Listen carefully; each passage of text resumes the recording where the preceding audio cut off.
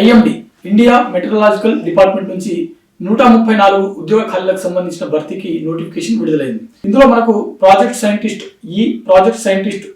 Grade 3 దాంతో పాటుగా project scientist grade 2 అదేవిధంగా ప్రాజెక్ట్ సైంటిస్ట్ గ్రేడ్ 1 సంబంధించిన పోస్టులు అయితే ఉన్నాయి. వీటితో పాటుగా సైంటిఫిక్ అసిస్టెంట్ అదేవిధంగా అడ్మిన్ అసిస్టెంట్ సంబంధించిన ఖాళీలు కూడా ఉన్నాయి.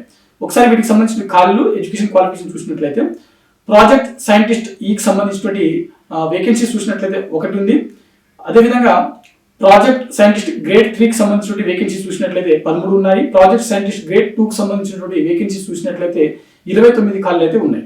అదేవిధంగా ప్రాజెక్ట్ సైంటిస్ట్ గ్రేడ్ 1 సంబంధించినటువంటి 64 ఖాళీలు ఉన్నాయి. సైంటిస్ట్ అసిస్టెంట్ సంబంధించిన పోస్టులు అయితే 25 ఖాళీలు ఉన్నాయి. అదేవిధంగా అడ్మిన్ అసిస్టెంట్ సంబంధించిన ఖాళీలు ఒక పోస్ట్ అయితే ఉంది.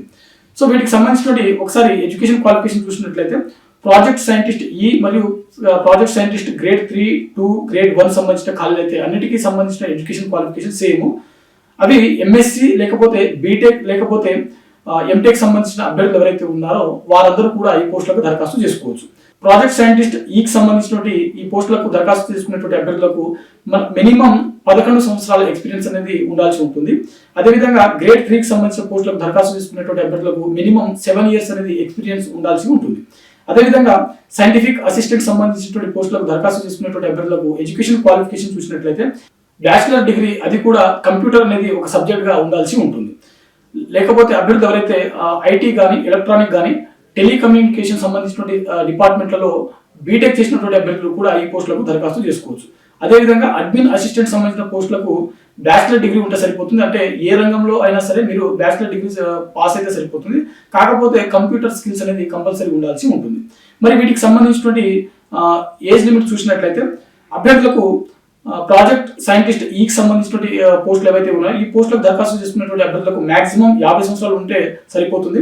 అదేవిధంగా ప్రాజెక్ట్ సైంటిస్ట్ గ్రేడ్ 3కి సంబంధించిన maximum 45 years, project scientist grade 2కి సంబంధించిన పోస్టులకు మాక్సిమం 40 సంవత్సరాలు, ప్రాజెక్ట్ సైంటిస్ట్ గ్రేడ్ 1 సంబంధించిన పోస్టులకు మాక్సిమం 35 సంవత్సరాలు, అసిస్టెంట్ సంబంధించిన పోస్టులు ఏవైతే ఉన్నాయో వీటికి మాక్సిమం 30 సంవత్సరాల వరకు వయసు ఉన్నటువంటి అభ్యర్థులు ఈ పోస్టులకు దరఖాస్తు చేసుకోవచ్చు. అయితే ఎస్టీ, ఎస్సీ మరియు ఓబీసీకి చెందినటువంటి అభ్యర్థులు ఎవరైతే ఉన్నారో ప్రభుత్వ నిబంధనల ప్రకారం వీరికి వయో సడలింపు అనేది వర్తిస్తుంది. సెలక్షన్ ప్రాసెస్ చూసినట్లయితే అభ్యర్థులకు ఇక్కడ స్క్రీనింగ్ టెస్ట్ అనేది కండక్ట్ చేయడం జరుగుతుంది. అయితే స్క్రీనింగ్ టెస్ట్ లో వచ్చినటువంటి మార్కుల ఆధారంగా మెరిట్ జాబితా అనేది రిలీజ్ చేయడం జరుగుతుంది. ఎవరైతే ఈ మెరిట్ జాబితాలో ఉన్నటువంటి అభ్యర్థులు ఉంటారో వీరికి డాక్యుమెంట్ వెరిఫికేషన్ అనేది కండక్ట్ చేయడం జరుగుతుంది. ఆ తర్వాత వీటికి సంబంధించినటువంటి అపాయింట్మెంట్ ఆర్డర్స్ అనేది ఇవ్వడం జరుగుతుంది.